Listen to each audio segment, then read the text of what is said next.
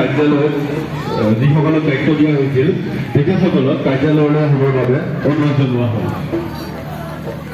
প্ৰাক্তন ছাত্ৰ ছাত্ৰী সন্মিলনীৰ কাৰ্যালয়ৰ যি দায়িত্ব আছিল তেখেতসকলক কাৰ্যালয়ত বহিবৰ বাবে অনুৰোধ জনোৱা হ'ল।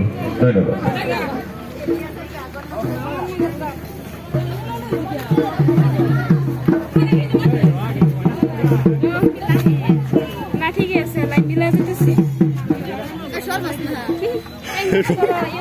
আকৰাম মেহাদী আপোনাক প্ৰাক্তন ছাত্ৰ ছাত্ৰী সন্মিলনীৰ কাৰ্যালয়ত বিচৰা হৈছে। ধন্যবাদ।